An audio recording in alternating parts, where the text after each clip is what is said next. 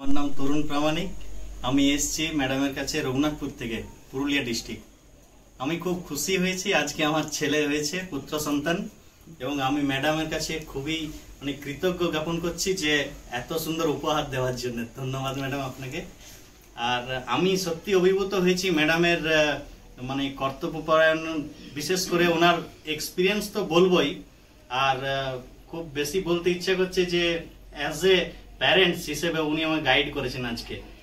আমি বলেছিলাম ম্যাডামকে যে কাইন্ডলি সিজার করে দিন ম্যাডাম, ওর পাইলসের প্রবলেম আছে বা কিছু শারীরিক সমস্যার জন্য আমি বলেছিলাম, মিসেসের কষ্ট আমি দেখতে পাচ্ছিলাম না, এসে আমি বলেছিলাম। এবং উনি আমাকে বলেছেন যে হিন্দিতে একটা আছে না, मैं हूं ना, তো ইসিলিয়ে। তো ধন্যবাদ ম্যাডাম, আমরা খুবই খুশি। ছিল বিশেষ করে আরো আরেকবার বলতে চাইছি, গলায় দুটো কর্ড ছিল আমার ছেলের, এবং আমরা সত্যি খুব ভয় খেয়ে গেছিলাম যে কর্ডটা কোনো দুঃসময় না নিয়ে আসে।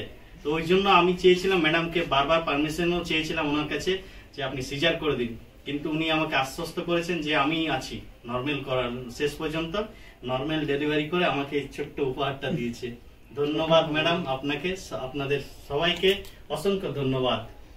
আর গলাতে কর্ড থাকলে কোনো ভয় জিনিস নাই, ওটা এমনি নাই कि গলাতে কর্ড হলে বাচ্চাদের ফাঁসি লেগে যাবে, ऐसा कुछ भी नहीं है। 99% केसेस में जब गला में कॉर्ड होता है तो नॉर्मल डिलीवरी हो ही जाता है।